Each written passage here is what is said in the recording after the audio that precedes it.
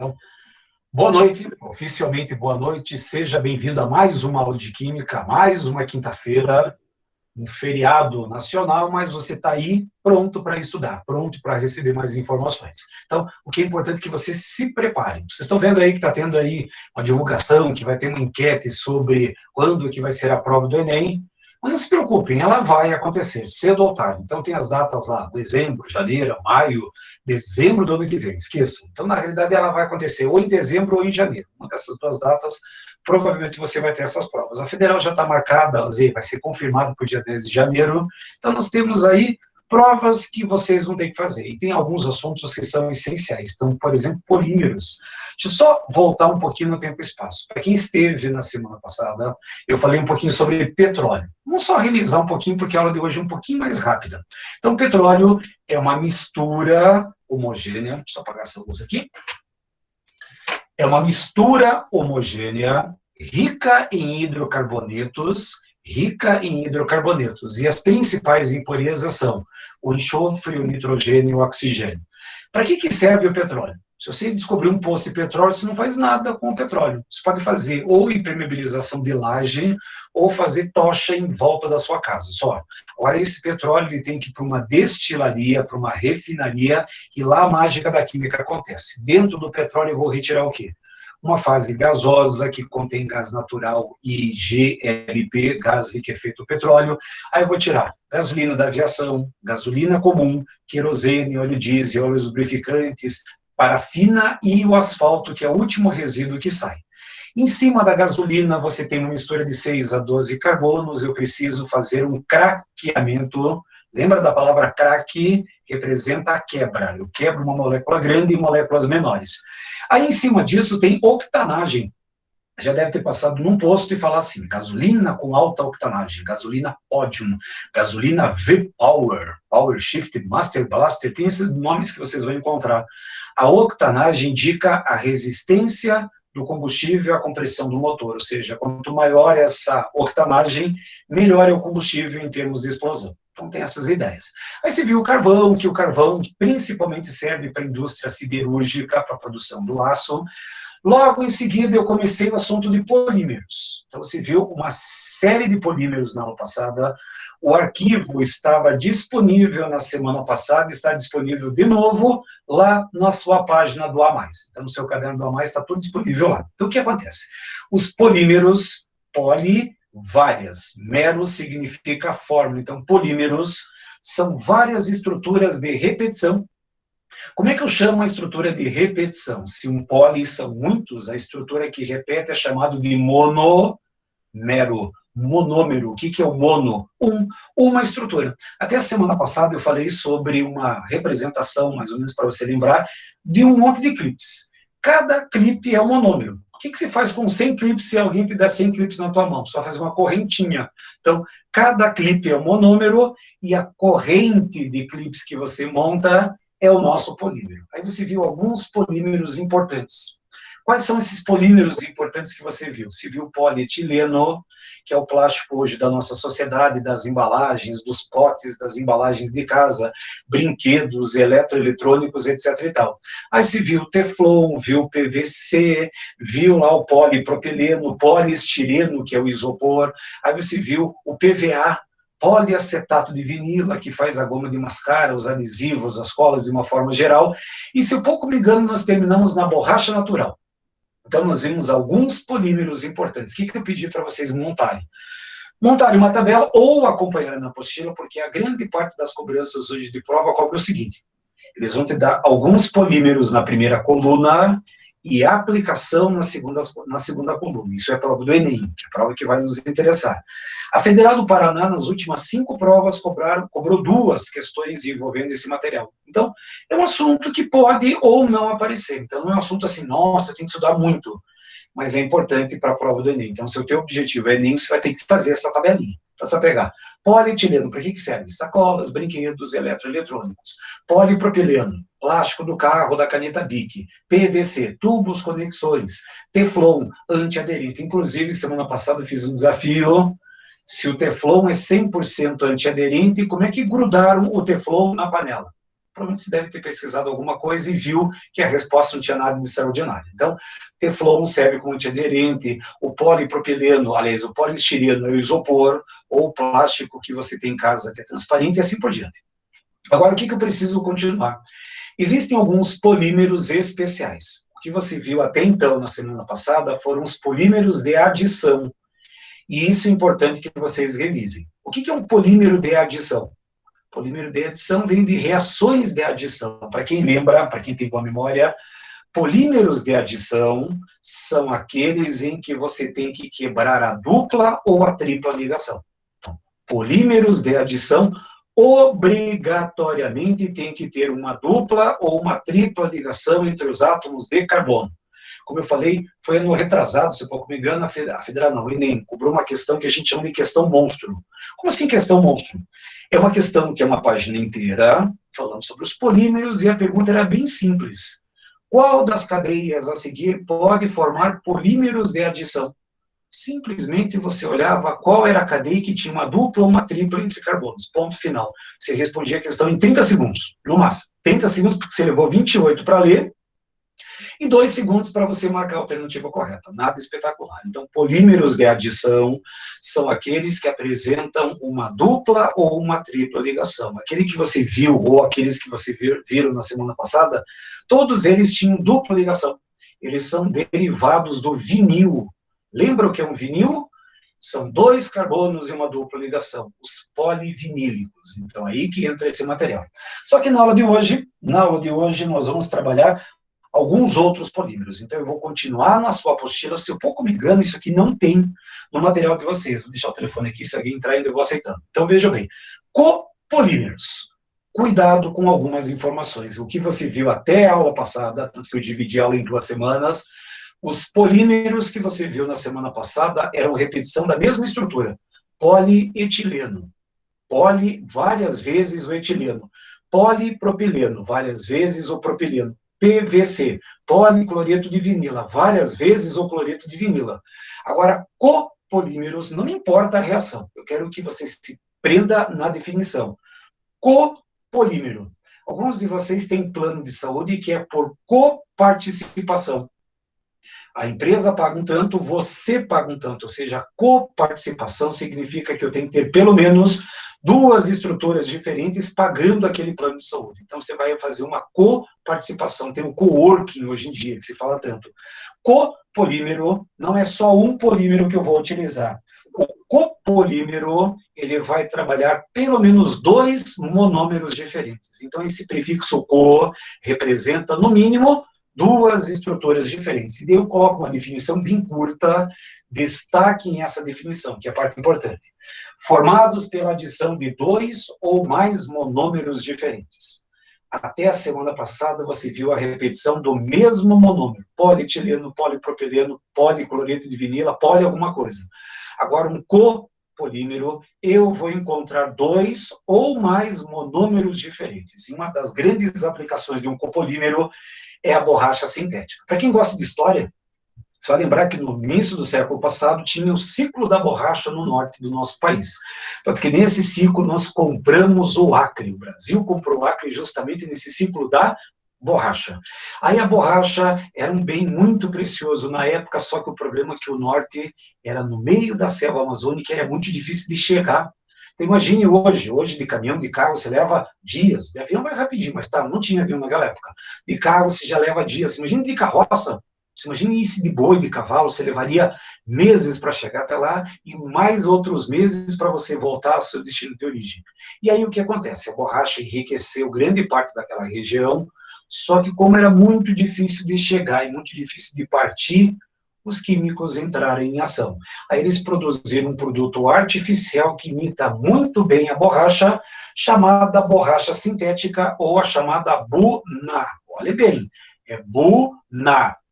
Buna N, Buna S, tem várias Bunas por aí. Bem claro, Buna. Coloque outras letras aí. Essa Buna N é porque trabalha com nitrogênio. Você vai encontrar Buna S, vai encontrar enxofre. Vai ter vários dessas Buna. E por que Buna?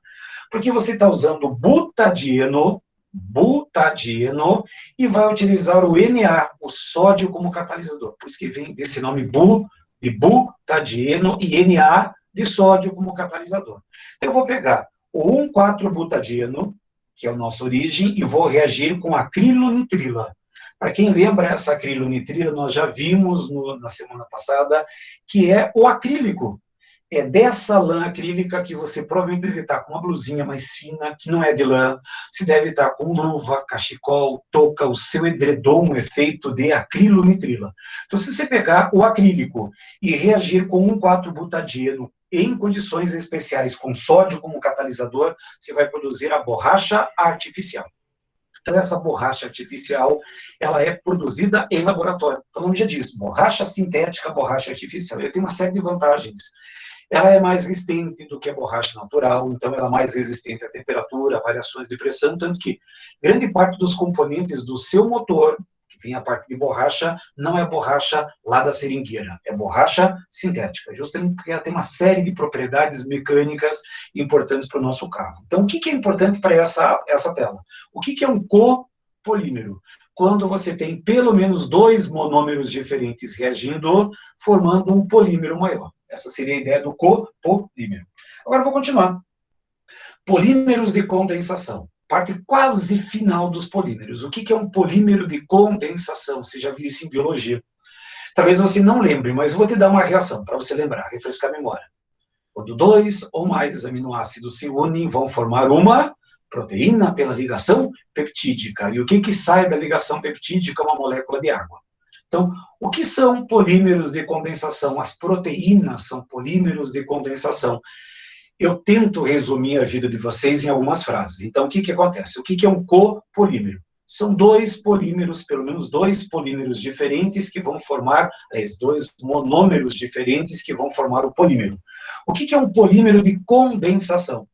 É uma reação de substituição para, numa reação de substituição, alguma coisa vai ser substituída. Então, alguma coisa vai sair e outra coisa toma o seu lugar. Então, a substituição. Alguém sai, alguém entra no lugar. Essa é chamada reação de substituição, em que pelo menos 2 substâncias reagem formando um polímero e uma molécula pequena. E geralmente essa molécula pequena é água, é amônia, é HCl. Então, geralmente, essa molécula pequena é água. Quando eu falo em polímeros biológicos, polímeros bioquímicos, geralmente é a água que vai ser produzida. Eu vou te dar uma reação. Então, vejam bem, só espero vocês anotarem aí. Se não quiser anotar, o arquivo já está disponível aí no seu caderno do A+. Aliás, esse arquivo que eu coloquei está completo, está desde a semana passada, petróleo, o começo dos polímeros de adição, e aí vem essa aula de hoje. Então, as 2 aulas estão no mesmo arquivo. Tem vários slides, mas é importante que vocês tenham esse material. Até acho que já coloquei em PDF, se você quiser levar no telefone, baixar no telefone, estudar em qualquer momento, não tem problema qualquer. E isso vai ficar disponível para você durante o ano todo. Se você estiver na iminência de uma prova e quer revisar algum assunto, isso vai estar disponível para vocês estudarem. Essa é a vantagem. Então, polímeros de condensação. É uma reação de substituição em que alguém sai e alguém entra. Só que aquela partícula que sai vai formar uma molécula pequena e geralmente essa molécula pequena é água, H2O. Eu te dou um exemplo, acho que já deu tempo de vocês copiarem. Olhem bem essa reação. Então, a primeira reação que vai me interessar é o chamado polifenol ou a chamada baquelite. Não precisa se preocupar com as reações. E, normalmente, os vestibulares colocam essas reações com o seguinte intuito: te assustar. Clássico. Se olha, vira a folha da página da apostila, dá de cara numa questão dessas. Nossa, professor, olha o tamanho dessa questão, olha o tamanho dessa reação. Não me importa o tamanho da reação, não importa quais são os componentes, mas observe o que está acontecendo. Eu tenho um hidrogênio aqui, tenho um hidrogênio aqui, tenho um oxigênio lá dessa molécula do aldeído. Aí, hidrogênio, oxigênio, hidrogênio, vai sair uma molécula de água, e aí o que acontece?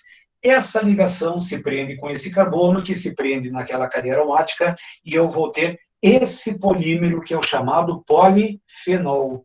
Por que ele é chamado de polifenol? O que é uma hidroxila presa numa cadeia aromática? Fenol. Aí eu tenho fenol 1, fenol 2, fenol 3, fenol 4, fenol 5, fenol 1.000.000, fenol 1.000.000.000, porque é um polímero. Repare que essa estrutura se repete tantas vezes for necessário. Só que esse polifenol, ele tinha, hoje já virou a patente, mas ele tinha um nome comercial, fantasia, chamado baquelite. Onde que eu vou encontrar baquelite? Você vai encontrar isso em interruptor de energia elétrica. Então, na hora que você chega em casa, vai acender a luz, você aperta o botãozinho. Naquele botãozinho, eu tenho baquelite. No interruptor em que você coloca a tomada, lá também é feito de baquelite. Cabo de panela é feito de baquelite. Mas hoje, uma das maiores aplicações da baquelite é o carregador de celular. Então, quando você compra seu telefone celular, teu adorável smartphone, lá você tem um carregador. E muitas vezes, se você é cuidadoso ou não, você acaba estragando esse carregador. Ou muitas vezes ele está projetado para estragar. Não sei como é que funciona essa parte da indústria.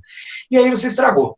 Aí você vai querer comprar o original. Então tem algumas marcas aí que vai custar 500, 600 reais o recarregador. Nossa, mas não vou pagar 600 reais no recarregador. Daí você vai naquelas lojas Xing Ling da vida e compra um recarregador por 10 reais. Nossa, mas olha só, de 600 para 10 reais tem a mesma função. Não, não tem a mesma função. O recarregador ou o carregador original, ele é feito de baquelite. Ele não pega fogo. Ele tem essa finalidade. A baquelite tem essa função. Dificilmente ele se incendeia. Então, ele, em princípio, ele não propaga chama, ele não se incendeia. É um plástico que não se incendeia. Tanto que ele é utilizado para cabo de panela, ele é utilizado para interruptor de energia elétrica, para estar saindo fogo da tomada, mas a baquelite não pega fogo. Então, a vantagem desse carregador é que ele é feito de um material que não pega fogo. Seu carregador de 10 reais que você comprou na loja Xing Ling, ele pode pegar fogo. Inclusive, tem algumas histórias de telefone que explodem, telefones que esquentam e pegam fogo, telefone que derretem componentes, justamente porque esse carregador não tem essa função. Então, muitas vezes vale a pena você pagar um pouco mais caro, não muito mais caro, mas ter um produto de qualidade. Porque depois não adianta chorar. Nossa, comprei um telefone de 6.000 reais, queimou meu telefone. Queimou porque você foi avisado agora. Então, esse polifenol, por que polifenol? Porque eu tenho várias vezes a estrutura do fenol. É essa a ideia que vai me interessar. Próximo polímero, bem fácil de encontrar no seu dia a dia. Pergunta? Certo. Então, poliamida ou nylon. Hoje, o nylon já se escreve assim. Então, já virou na língua portuguesa, já está no nosso dicionário. Antigamente se colocava um Y, mas hoje não precisa mais se preocupar. Então, para você fabricar um nylon, tanto que muitas vezes você vai encontrar em prova nylon 66. Professor, mas o que é esse número 66 que aparece depois? Você vai entender da seguinte forma. O primeiro componente que eu vou utilizar é um composto que é a diamina-hexano, ou seja, ela tem 6 carbonos na estrutura. Aí eu vou reagir essa diamina-hexano com ácido hexanodioico. 6 carbonos do hexano aqui, com mais 6 carbonos do hexanodioico, 6 com mais 6, 6, 6. Portanto, o nylon 66, que eu estou usando duas moléculas que apresentam 6 e 6 carbonos cada qual. Aí essas duas moléculas, ó, o hidrogênio pega a hidroxila, sai a molécula de água e as duas outras estruturas se juntam. Olha o tamanho dessa cadeia, ou seja, o meu monômero, a minha estrutura de repetição já tem 12 átomos de carbono. Só a estrutura mínima tem 12 átomos de carbono. Isso se repete tantas vezes for necessário. Para que serve o nylon? Ah, professor, para a pesca. Então, a pesca usa o fio de nylon, temos lá a nossa opção. Aí você vai encontrar meias, a famosa meia calça. Para quem utiliza a meia calça, sabe o que eu estou falando. Festa, ai que saudade dessas festas, tal. Casamento, formatura, ou vou em um evento qualquer que você usa meia calça. Geralmente quando você compra meia calça, você já compra umas 2 ou 3. Por quê? Porque a primeira que você usa sempre é rasga. Sempre funciona assim. E outro detalhe, não é que você está saindo de casa para ir para o evento, adivinha o que acontece? Você esbarra a perna em algum lugar e desfia aquela meia. Aí você usa a terceira, que é a meia definitiva. Então, mas geralmente a meia calça ela desfia, mas essa meia calça ela é feita de nylon. Jaquetas. Porém, aqui em Curitiba não é jaqueta, em Curitiba é japona. Então, a mãe falava assim, olha, leva a japona, porque vai chover, vai esfriar. Então, a jaqueta, ou no bom curitibanês, a japona. As barracas, elas são feitas de nylon, cordas são feitas de nylon, tem uma série de aplicações. E hoje, até a indústria automotiva está fabricando algumas peças de nylon. Por quê? Porque é um material leve e altamente resistente. Tanto que se você duvidar, é lógico que você não vai fazer em casa, mas se você pegar um fio de nylon, dar umas 2, 3 mãos em volta da mão aqui, e aqui puxar forte, você consegue arrebentar um fio de nylon? Não. Ou se conseguir, porque tem uma força mais, tem uma grande chance de se cortar e não arrebentar. Então, justamente, tem um grande tecido, um grande polímero no nosso dia a dia. Outro polímero também bem usado é o poliéster. Esse talvez seja o mais usado hoje dos polímeros de condensação. E por que é poliéster? Porque tem vários ésteres. Exatamente isso que funciona. Então, olha só. Vou pegar o etanodiol, que é um álcool, vou reagir com ácido... Opa, aqui está errado. Aqui é ftálico. Venceu aqui, ó. O ácido teriftálico. E aí, em cima disso, eu vou tirar o hidrogênio do álcool com a hidroxila do ácido, vai sair a molécula pequena, que é a água, as duas estruturas se juntam. Professor, eu vou fazer prova discursiva, eu vou ter que desenhar um negócio desses? Não, não precisa desenhar. Primeiro que o trambolho disso é muito grande, não cabe em nossa folha, muitas vezes, de resolução. Mas depois também, quando você for para a segunda fase, provavelmente seja no final de janeiro, as provas vão ser lá para 2021, 2020 está um ano zicado, mas de qualquer maneira está lá. Sai a molécula de água, as duas estruturas se juntam e eu vou ter um monômero. Só que o que vai me interessar aqui? Se vocês observarem bem, deixa eu colocar aqui o destaque, deixa eu colocar uma caneta aqui, deixa eu colocar uma cor aqui, cadê a cor da tinta? Vou pegar um vermelho. Então vocês vão perceber que aqui, ó, bem aqui, ó, C-O presa ao oxigênio. Acho que dá para enxergar bem daí. C-O presa ao oxigênio caracteriza o éster. Portanto, poliéster, porque eu tenho várias vezes a repetição do éster. E para que serve o poliéster? Tecidos. A sua camiseta, essa camiseta aqui, ó, ela é feita de poliéster. A sua camiseta é feita de poliéster, a calça jeans tem poliéster. Você vai encontrar uma série de tecidos. Botões, se você tem alguma blusa, tem alguma peça do vestimento que tem botão, esse botão é de madeira. Esse botão é feito de poliéster. Gravata é feito de poliéster. Paraquedas é feito de poliéster. Paraglider. Ou então essas coisas que você usa para salto, ou quem usa para salto, são feitos de poliéster. Então, terno é feito de poliéster, o seu vestido longo, que você paga uma fortuna, é feito de poliéster. Grande parte dos tecidos hoje em dia é feito de poliéster. E outro uso do poliéster, a garrafa PET. Se você analisar a garrafa PET, está escrito assim, PET, polietileno tereftalado. O que é o polietileno? Polietileno, que estou usando 2 átomos de carbono, e o tereftalado é esse daqui. Então, a garrafa PET também dos grandes usos desse poliéster. Professor, mas a minha camiseta e uma garrafa PET é feita do mesmo material? Sim.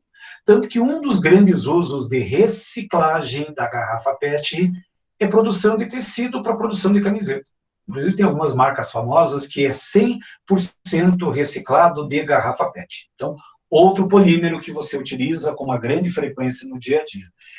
Por curiosidade, e também porque é uma informação que você usa no dia a dia, o silicone. Então, tanto o silicone que você usa para vedação, quanto o silicone que é utilizado para próteses, tem a mesma composição. E aí é uma falha, tem que tomar cuidado com a pretensão. Nossa, então eu vou fazer um enxerto de silicone com aquelas bisnagas que eu compro em matéria de construção. Não. O silicone desses materiais tem outros ingredientes junto, tanto que esses silicones geralmente são silicones acéticos. Tem um cheiro de vinagre naqueles materiais, porque tem outras composições, é outra finalidade para aquele material. Tanto que no começo, lá no começo das próteses de silicone, o pessoal achava que era silicone industrial, injetava e acabava morrendo. Quantas, se você botar no Google assim, quantas pessoas morreram já vítimas de que eles tentaram, ou aquelas clínicas clandestinas, os caras colocaram silicone industrial de construção no corpo das pessoas, e isso da rejeição acaba morrendo, ou uma infecção generalizada. Mas o silicone é formado através desse sistema. 2 moléculas desse polidimetilsiloxano, sai a molécula de água e formamos o polímero do silicone. Então, o silicone nada mais é do que essa estrutura aqui. Próteses, verniz, vedação, produtos cosméticos, eles utilizam muito esse silicone. E aí, se eu pouco me engano, o nosso último polímero de rearranjo. Prova da Federal do ano passado cobrou um polímero de rearranjo. Qual o polímero de rearranjo que ele colocou? O poliuretano. O poliuretano é a espuma. Que saudades do colchão, a espuma que muitas vezes você usa para colocar em volta da porta quando você está em construção, para colocar uma janela, aquela espuma ela é expansiva. Você coloca, ela vai crescendo, depois ela endurece. Ela é muito utilizada hoje na indústria da construção civil. Então, a espuma dos colchões, estofados, forração, isolante térmico e acústico. Para quem gostava ou para quem gosta de assistir aqueles programas de construção lá dos Estados Unidos, que o pessoal constrói uma casa em 3 dias. Aí, se eles veem que eles colocam nas paredes essa espuma, qual é a função dessa espuma? Ela é isolante térmica e acústica. Para quem já foi em algumas casas de espetáculo, se vê que o forro de alguns locais parece que tem caixa de ovo. Essas caixas de ovo não é caixa de ovo, não, é poliuretano. A vantagem dele é ser um isolante acústico, o som fica melhor nesses locais. E a espuma rígida, peças de automóveis, saltos de sapato e fibras. Então, poliuretano também é uma fibra artificial, um polímero artificial que você vai encontrar. Eu acho que eu fechei os polímeros, só para uma curiosidade. Polímeros termoplásticos e os polímeros termofixos. Professor, o que é termoplástico? Opa, volta um pouquinho. Termoplástico e termofixo. Então, os termoplásticos são aqueles que são moldáveis com a variação de temperatura. Ou seja, se você esquenta ele, ele molda conforme for a temperatura. Isso é o termoplástico, ou seja, aqueles que são moldados pela temperatura. Já os termofixos, você produz ele e não pode mais mudar a forma dele. Por exemplo, uma garrafa PET. A PET tem aquele formato, mas se você aquecer aquela garrafa PET, ela vai derreter. E naquele derretimento eu posso fazer um fio para fazer uma camiseta, fazer uma calça, fazer qualquer material. Agora, se eu pegar um polímero termofixo, como, por exemplo, bolas de bilhar. Se você pegar a bola de bilhar, você não consegue mais derreter ela. E muitas vezes, se você aumentar a temperatura, ela se incendeia antes de fazer o processo de fusão. Então, tem algumas características importantes. Então, termoplástico são aqueles que são moldáveis pela temperatura, e os termofixos são aqueles que são produzidos por uma única finalidade. Eu não tenho mais como recompor aquele material. Então, só fazer a leitura aqui, ó. 3 ou mais pontos de adição, sendo resistentes fisicamente às variações térmicas. Por isso que é termofixo, ou seja, são resistentes à temperatura. Termoplásticos são aqueles que são moldáveis pelo aumento da temperatura. Então, só uma informação a mais para fechar esse sistema. E aí, na mesma aula, bioquímica. Professor, mas isso não é parte da biologia? É. Só que você vai ver os compostos bioquímicos com visão da química, principalmente com a visão da química. Tanto que, se você analisar a história, a biologia, ela surgiu da química. Lá, muito tempo atrás, lá no final de fevereiro, eu contei uma história sobre a química orgânica. A química orgânica hoje estuda os compostos de carbono, mas não foi sempre essa definição. Lá nos primórdios do século XVIII, a definição de química orgânica era a parte da química que estuda os seres vivos. Somos isso na biologia? Sim, isso hoje é biologia, mas há muito tempo atrás, a química orgânica era responsável pelos estudos dos compostos que eram oriundos dos seres vivos. E a inorgânica, tudo aquilo que não tinha vida. Então, uma pedra não, uma rocha, melhor dizendo assim, uma parte de que não tem vida, você estudava na inorgânica. Hoje totalmente mudou. Mas a bioquímica, a biologia, ela veio derivada da química.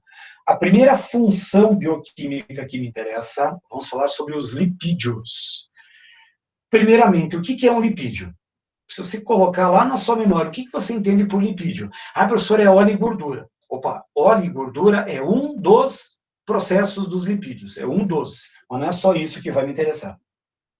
Aí, o que eu tenho? Botei uma tela, só que essa tela é mais para biologia, mas de qualquer maneira, o que me interessa está aqui, ó. Está nessa mancha, bem destacado, o que me interessa, qual é a definição hoje moderna de um lipídio. Os lipídios constituem um grupo de compostos que, apesar de quimicamente diferentes entre si, apresentam uma importante característica em comum. Eles são insolúveis em água. Só que tem um detalhe. Para ser um lipídio, tem que ser uma biomolécula. Tem que ser uma molécula produzida por algum ser vivo. Porque você pega uma rocha na rua, olha, tem um paralelepípedo. Se você pegar esse paralelepípedo e colocar na água, ou quando chove, ele não se dissolve. Ah, então o paralelepípedo é um lipídio? Não, porque o paralelepípedo não é uma biomolécula, não foi produzido por um ser vivo. Para ser um lipídio, tem que ser uma biomolécula, ou seja, uma molécula produzida por um ser vivo, e essa molécula tem que ser insolúvel em água. Ponto. Então, hoje, o que é um lipídio? Toda e qualquer molécula orgânica derivada de um composto bioquímico, ou seja, derivado de algum ser vivo, que apresenta como característica fundamental a insolubilidade em água. Aí eu vou lá para a biologia, peguei isso no livro de biologia. Principais funções dos lipídios: armazenamento de energia, como óleos e as gorduras. Por que nós ingerimos óleos e as gorduras? Como fonte de energia. Então, sabe aquela picanha, porque delícia, então, aquela picanha tem aquela camadinha de gordura atrás, tal. Aquela gordura serve para quê? Para armazenamento de energia. Quando você come açúcar, o açúcar é uma fonte rápida de energia. Já a gordura é uma fonte alternativa, ou seja, uma fonte que pode demorar, uma forma de reserva de energia, achei a palavra correta. Fazem parte das membranas biológicas, apresentam funções hormonais, ou seja, a testosterona, a progesterona, são exemplos de lipídios. Professor, mas a progesterona é um óleo? Não. A progesterona é um esteroide, ou seja, um hormônio, mas ele não é um óleo, uma gordura. Ele é um lipídio. São essenciais para o funcionamento de alguns sistemas enzimáticos e atuam como isolantes térmicos, agentes emulsificantes. Então, você vai lembrar assim, que pessoas que têm mais tecido adiposo, mais gordura e tal, eles sentem menos frio. Por quê? Porque a gordura é um isolante térmico. Então, aqui temos uma tela mais para biologia. O que me interessa, eu deixei bem em destaque aqui, ó, tá bem destacado nessa mancha vermelha que tem aqui na tela. O que é um lipídio? É uma biomolécula que tem como característica de ser insolúvel em água. Ponto. Resolve todos os problemas de definição. Porém, na química, o que vai me interessar são os glicerídeos ou triglicerídeos. E quem são os triglicerídeos? Os óleos e as gorduras. Exatamente as duas grandes informações que você usa como base de alimentação. Então, a fritura nossa de cada dia, que delícia, tal, a gordura que você come nas carnes, a própria gordura que você vai produzindo nessa parte aí que você está em casa, no isolamento, a gente está engordando. Por quê? Porque não está fazendo atividade nenhuma. Ah, mas eu vou para a academia. Estava tudo fechado. Agora está começando a voltar, mas de qualquer maneira agora dá preguiça para esses negócios. Mas vamos lá. O que é um glicerídeo? Então, definição química. Um glicerídeo é um éster de ácido graxo. Resposta curta e grossa. Resposta bem curitibana, curta e grossa. São ésteres de ácido graxo. Eu já cheguei a comentar essa tela quando você viu esterificação. Esterificação, uma reação que produz o quê? Um éster. A esterificação é uma reação que produz um éster. Então, o que são triglicerídeos ou glicerídeos? Se você pegar um exame de sangue, provavelmente um dos itens do exame de sangue, índice de triglicerídeos ou de glicerídeos, que é a mesma coisa, ou seja, é a quantidade de gordura que você tem no sangue. São ésteres de ácido graxo. Aqui, só para mostrar que eu vou pegar um ácido graxo, só para lembrar que ácido graxo, ele tem que ter, no mínimo, 11 átomos de carbono. Um ácido graxo é um lipídio, é uma molécula que é insolúvel em água. Se esse ácido graxo reagir com álcool, no caso a glicerina ou glicerol, eu vou formar um óleo ou uma gordura. Essa é a essência desse nosso material. Tanto que tem uma forma bem simples para você separar óleo e gordura. Então, eu fiz a seguinte tabela. Glicerídeos eu vou separar em gorduras e em óleos. A primeira grande diferença está no estado físico a 25 graus Celsius. A 25 graus Celsius as gorduras elas são sólidas, enquanto que os óleos eles são líquidos. A gordura é sólida e o óleo ele é líquido. Porém, na química, lá na estrutura íntima da matéria, o tipo de ligação.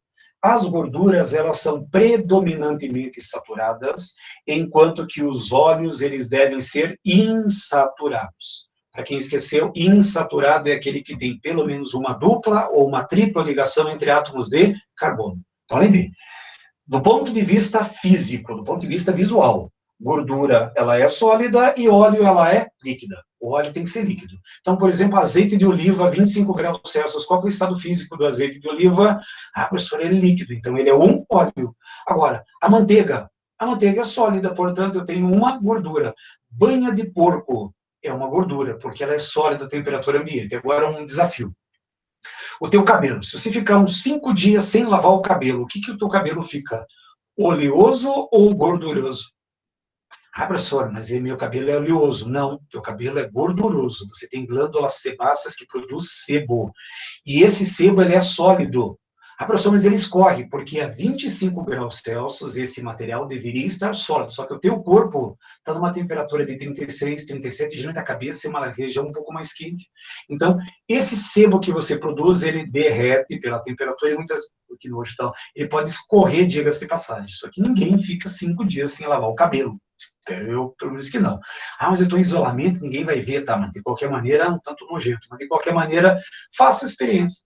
Fique 5 dias sem lavar o cabelo, você vai passar a mão assim, ó, tchau, joga na frigideira, dá para fritar um ovo depois com a gordura que você produziu. Então, aí tem a diferença clássica. E essa gordura é saturada, e o óleo, ele é insaturado, de preferência poliinsaturado. Então, aí vem a nossa diferenciação. Próxima tela, rancificação.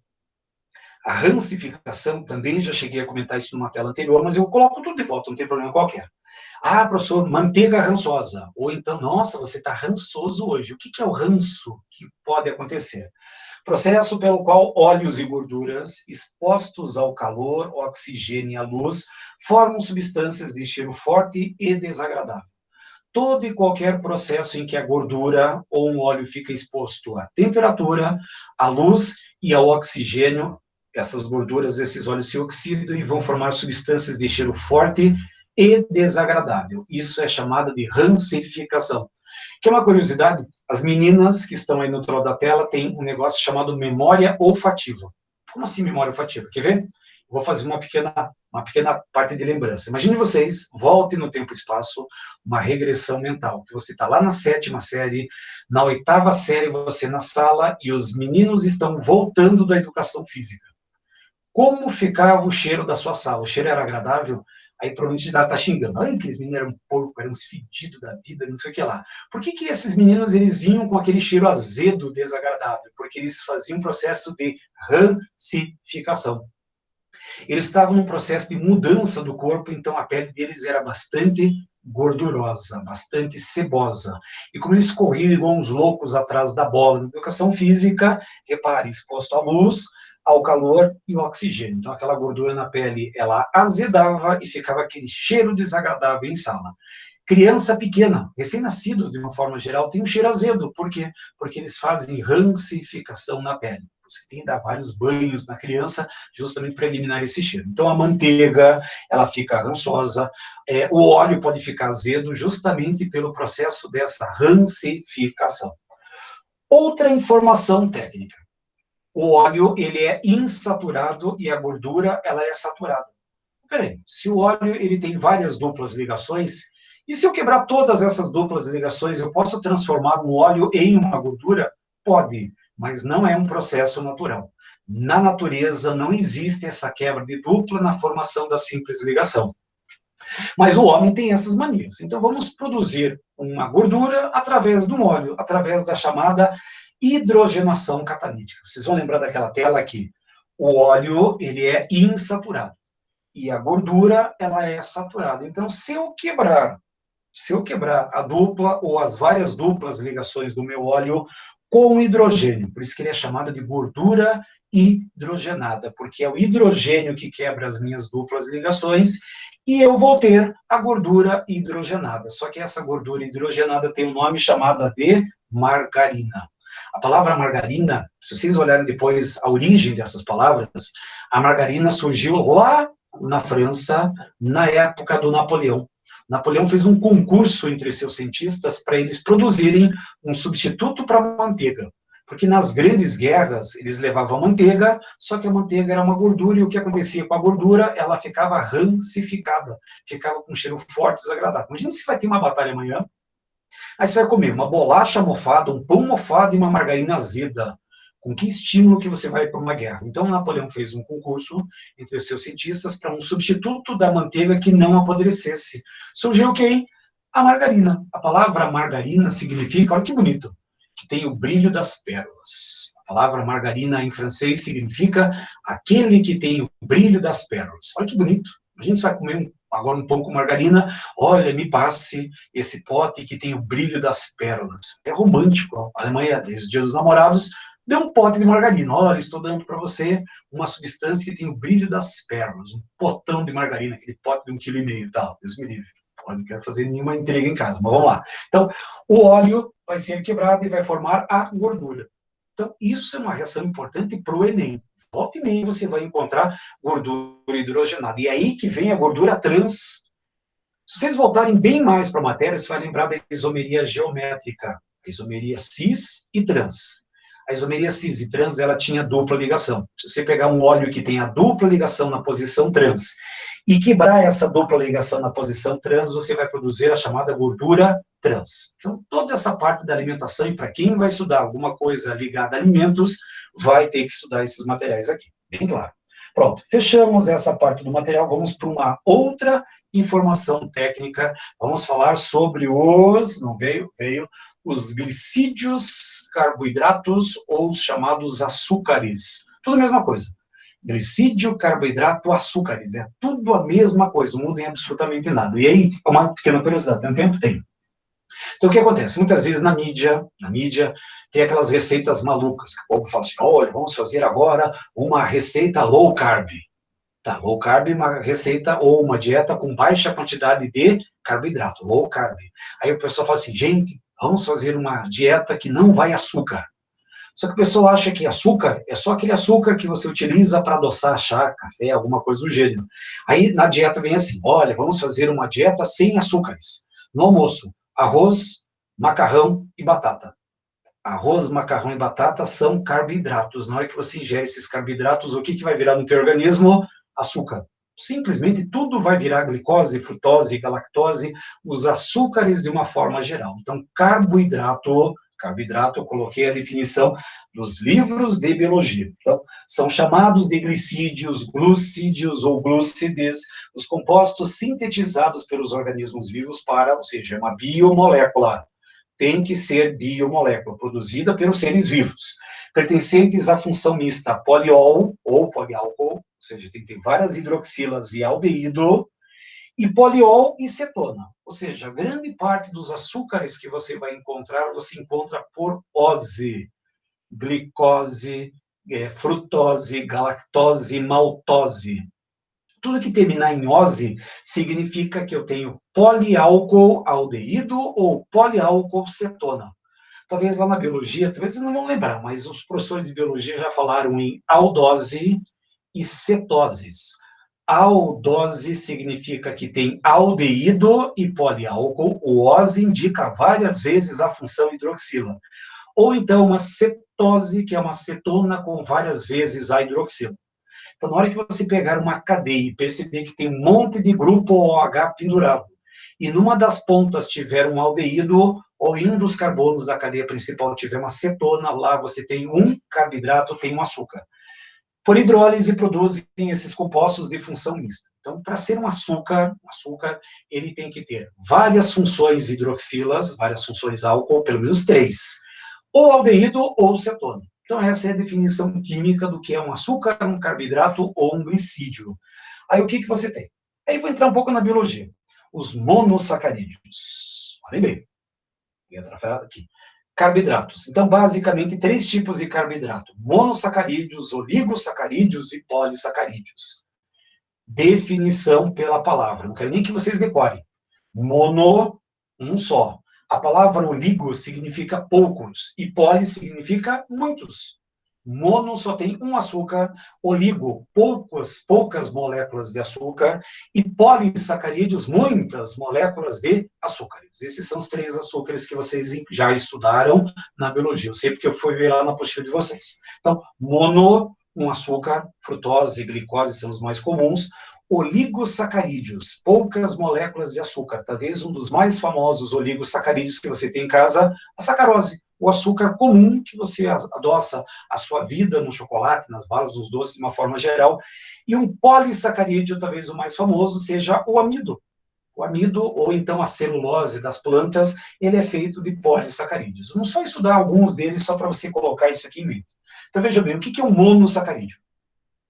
Monossacarídeos divide-se em aldoses e cetoses. Aldose, aldeído, com várias vezes a hidroxila, que é uma ose. Ou cetose, cetona com ose, ose indica várias vezes a hidroxila. São incolores, sólidos cristalinos solúveis em água e insolúveis em solvente apolares. Não geram carboidratos mais simples por hidrólise. Então, se você colocar uma glicose, uma frutose em água, elas não sofrem hidrólise, elas ficam naquela molécula. Tanto que não sei se dá para enxergar aí, mas acho que dá sim. Veja bem. Nessa primeira molécula, eu tenho uma cetose. Por que cetose? Porque eu tenho uma cetona. E essa molécula que eu tenho, a primeira molécula, essa molécula é a frutose. Frutose é uma cetose. Olha só, frutose, tose é uma cetose. A frutose é uma cetose, enquanto que essa aldose, que é a glicose, tem o aldeído, tá aqui, ó, tá bonitinho lá. E fora que esses slides estão disponíveis para você lá no seu caderno, tá lá. Aldeído, e repare um monte de hidroxilas, ó, 1, 2, 3, 4, 5 hidroxilas, poliálcool, com aldeído, aldose. Cetona, 1, 2, 3, 4, 5 hidroxilas, cetose. Cetose significa cetona com ose, ose é poliálcool. E uma aldose, que é aldeído com poliálcool. É dessa maneira que você vai trabalhar com esses sistemas. Professor, eu vou ter que decorar essas fórmulas? Não, não precisa. Você já sabe a fórmula da glicose e frutose, C6H12O6. Então, eu tenho as duas fórmulas aqui presentes aqui no quadro. Então, isso é um monossacarídeo, só tem uma estrutura. Agora, o que é um oligosacarídeo? Professor, poucas moléculas de açúcar, mas poucas quantas. Então, tem uma definição um pouco mais técnica. Um oligosacarídeo corresponde a estruturas que vão de 2 até 10 moléculas de monossacarídeos. Então, se você pegar 2 moléculas, já é um oligosacarídeo. Se você pegar 3, 4, 5, 6, 7, 8, 9 ou 10 estruturas de monossacarídeos, vai ser chamado de oligosacarídeo. Então, consiste em estruturas que vão de 2 a 10 monossacarídeos. Os blocos constituintes dos oligosacarídeos são ligados entre si através das ligações glicosídicas. Professor, tem que saber isso? É bom saber, mas é mais para biologia. O que é uma ligação glicosídica? Eu vou explicar para você. Você viu, até no exemplo anterior, que o nosso monossacarídeo tem várias vezes a hidroxila. Então, uma das hidroxilas do primeiro monossacarídeo interage com uma hidroxila de um outro monossacarídeo. O que vai formar? A hidroxila pega o hidrogênio da outra para formar uma molécula de água, aqui na pontinha. E esses dois monossacarídeos, eles se juntam por essa função orgânica. Duvido que você me lembre. Olha só, eu tenho mensagem subliminar, eu tenho um oxigênio, e esse oxigênio está eternamente sozinho entre radicais. Que função orgânica eu tenho quando o oxigênio está entre carbonos? Ai, professor, um éter. Genial, vocês são geniais nessas lembranças. Então, a ligação glicosídica é aquela que ocorre entre dois compostos de açúcares, ou seja, 2 monossacarídeos são ligados por uma ligação glicosídica. Glicosídica que vem de glicose, ligação peptídica que vem de proteína, que a gente já vai estudar. Então, o que você tem? 2 monossacarídeos, as hidroxilas se combinam para sair a molécula de água aqui na ponta, e entre esses monossacarídeos, eles são ligados por um oxigênio eternamente sozinho entre radicais. Então, vejam bem, ligação glicosídica, isso é biologia, estou roubando um pouco a aula da biologia.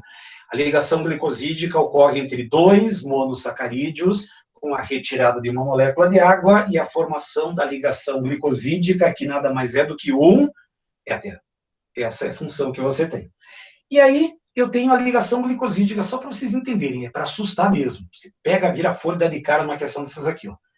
Tem uma hidroxila aqui em cima, dá para ver? Dá. Tem uma outra hidroxila aqui. Então, repare que essa hidroxila vermelha pega o hidrogênio para formar o quê? A água. Aí, esse oxigênio se prende lá e eu vou ter um oxigênio eternamente entre carbonos. Eu tenho um éter. Forma-se a ligação glicosídica. O que um vestibular pode cobrar de vocês? Função orgânica.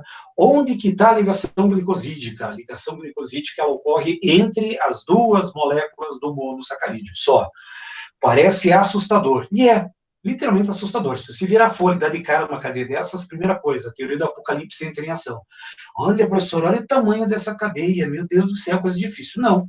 O que ele vai cobrar são as funções orgânicas, o álcool, o éter, o que você vai encontrar na estrutura e onde que está a ligação glicosídica. se é uma ligação entre moléculas de açúcar, só pode ser essa ligação do oxigênio entre as duas estruturas. É só para mostrar isso que eu quero nessa teoria. E aí, um dos principais oligosacarídeos que você utiliza no dia a dia é a sacarose.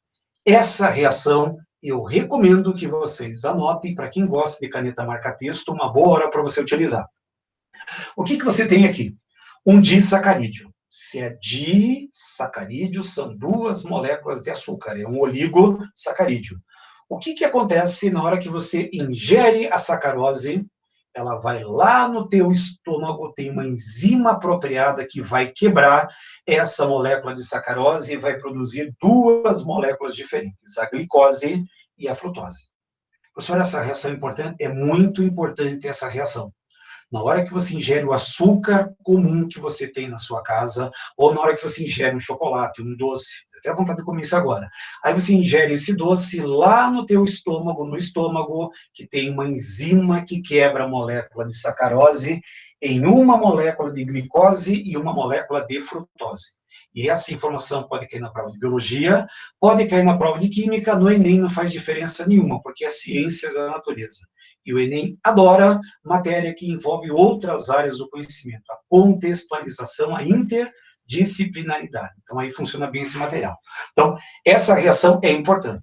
Tomaram nota, se não tomaram também depois, você pode pegar o slide e anotar com mais calma, não tem problema qualquer.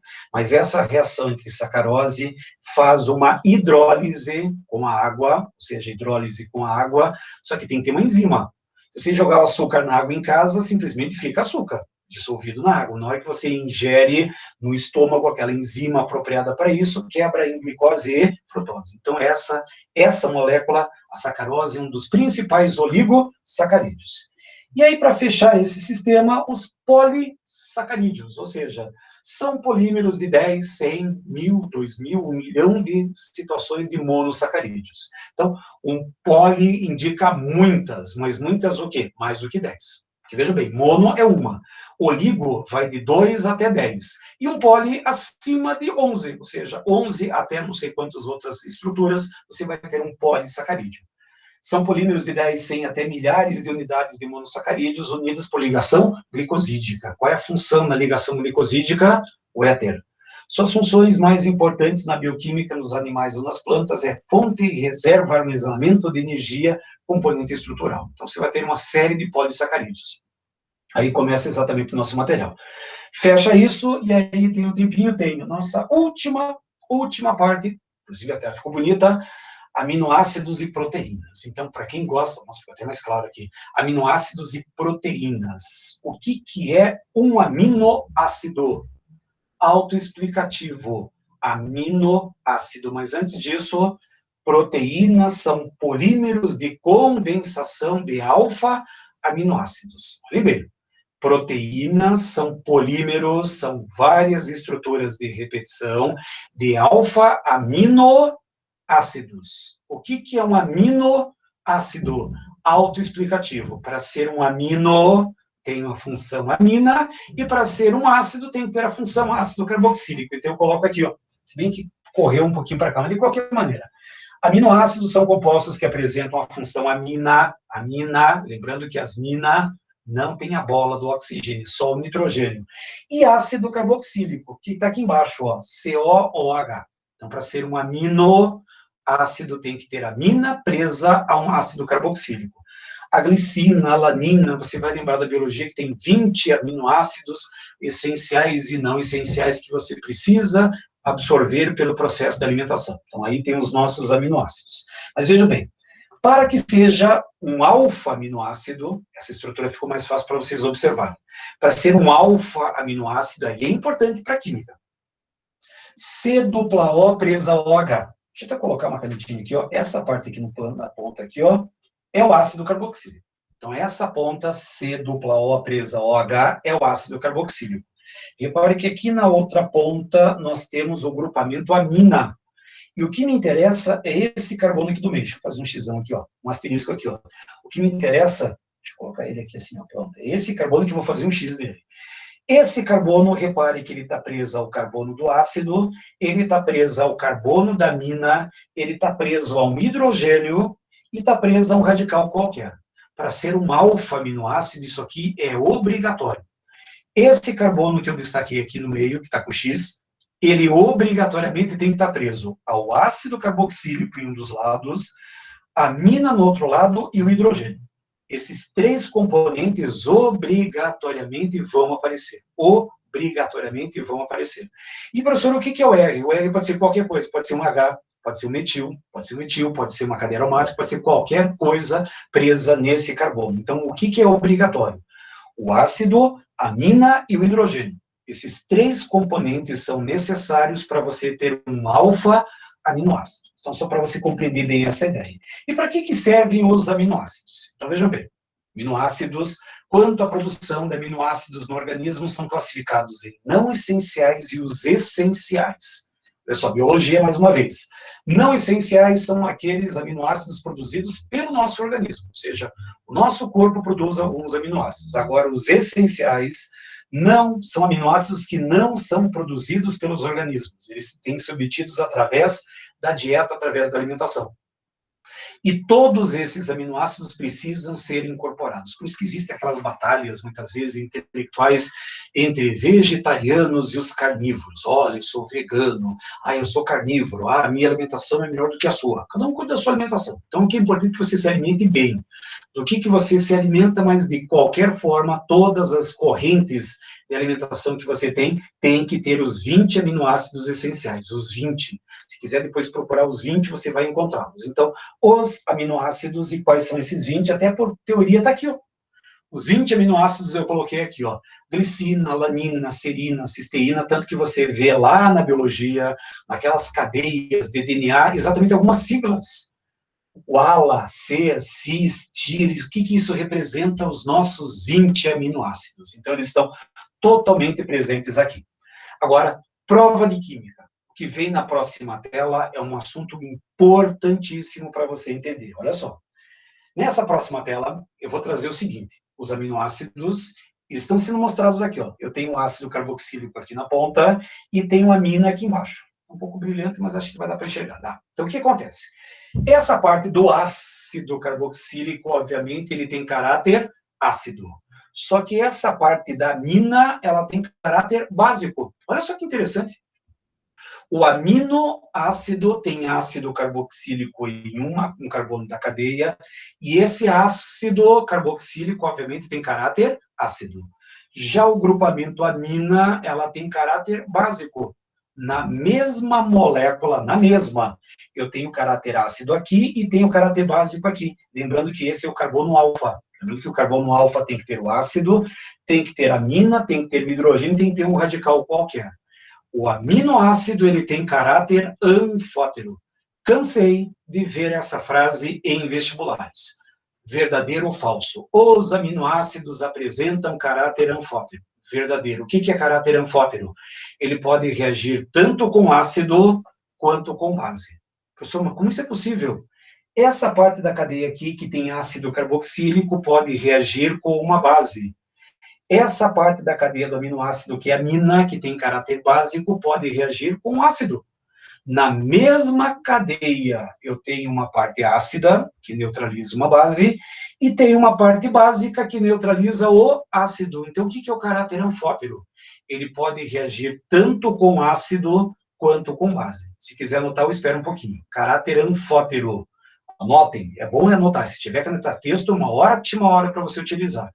São anfóteros. Anota embaixo. Reagem tanto com ácidos como com bases. É uma frase curtinha para anotar. Então, caráter anfótero reage tanto com ácidos como com bases. Ponto. Isso aqui é uma das telas mais importantes da aula de hoje.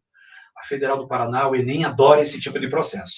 Agora, para que servem esses aminoácidos? Esses aminoácidos, eles têm a seguinte função: produzir proteínas. E como é que eu formo uma proteína? Só que você nunca viu isso na vida dessa maneira. Olha só como é interessante. C-O presa OH. Deixa eu colocar aqui, ó, em volta, aqui fica mais fácil para vocês observarem. Então, vou fazer um círculo aqui, ó. Isso aqui é o ácido carboxílico de um aminoácido, que eu vou chamar de aminoácido 1. Essa parte que eu destaquei aqui, ele tem caráter ácido. Ele é um ácido carboxílico, tem caráter ácido. Só que repare que essa hidroxila, deixa eu até trocar de cor aqui para ficar mais fácil. Vou pegar uma outra cor aqui, ó. Vou pegar um azul. Ele vai pegar nessa região aqui, ó. Essa região é a região da amina. Olha só que interessante. O ácido carboxílico, que tem caráter ácido, está interagindo com o hidrogênio da amina. E qual que é o caráter ácido básico de uma amina? É básico. A formação de proteína nada mais é do que uma neutralização caráter ácido do ácido carboxílico, hidrogênio do caráter básico da amina. É uma reação de neutralização. Olha como a natureza funciona. Aí o que você vai ter?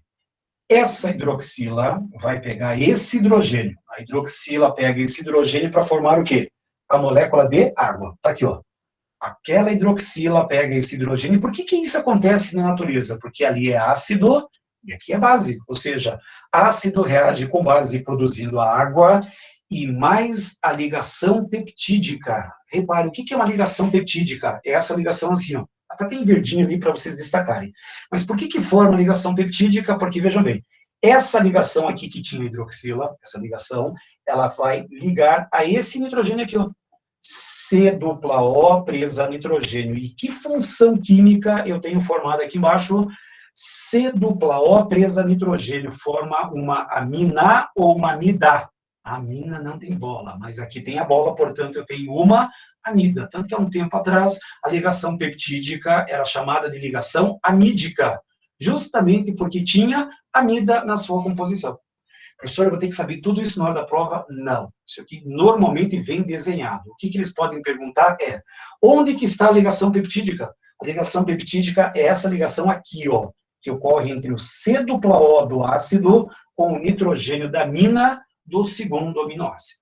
Só que na biologia, isso aqui é chamado de peptídeo. E vários peptídeos formam a proteína. Então, a diferença da biologia é uma coisinha menor.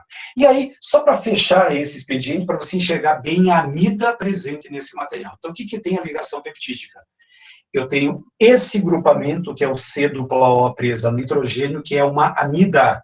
E a ligação peptídica é essa ligação aqui, ó, entre o C-O e o nitrogênio. Ponto. Resolve esse material. E aí, para fecharmos o meu expediente, está em cima do horário, ele já passou o expediente, mas é só 2 minutinhos. O chamado switcherol. Nem sei se a pronúncia é correta, mas o que é um switcherol? Como o aminoácido tem um caráter ácido e básico na mesma molécula, por que um não neutraliza o outro? E é o que acontece. Repare que o hidrogênio veio para cá, ficou uma carga negativa e ficou uma carga positiva. Repare que eu tenho uma estrutura iônica. E essa estrutura iônica deixa o nosso composto com alto ponto de fusão, alto ponto de ebulição e alta solubilidade em água. Então, o que é esse chamado switcherol? É um sal interno. Chamado switcherol, acho que é essa pronúncia do alemão, significa sal interno. E por que é um sal interno? Porque o ácido neutraliza a base dentro da própria estrutura. Ponto. Isso aqui é mais um dado curioso que você vai encontrar. Então, fecho a nossa parte de química orgânica. Toda a nossa química orgânica foi fechada, fecho a nossa apostila 2 na química C. Semana que vem nós vamos estar lá na química A, trabalhar problemas ambientais, estequiometria, outros assuntos importantes para vocês mexerem. Já passei um pouco do tempo, 3, 4 minutos aí, mas de qualquer maneira fechou. Então, um ótimo final de feriado, um ótimo final de semana, se cuidem, cuidem dos seus familiares, um abraço nos seus familiares, um ótimo dia dos namorados amanhã, para quem não tem namorado ou namorada, vá lá fora com máscara, abrace uma árvore, pronto, resolve esse problema. Então, o que vale é que vocês fiquem sempre dentro desse processo de isolamento, mas fiquem saudáveis. Então, um abraço e até a quinta da semana que vem. Se alguém tiver alguma duvidazinha rapidinho, eu posso responder, fechou? Só esperar a gravação aqui.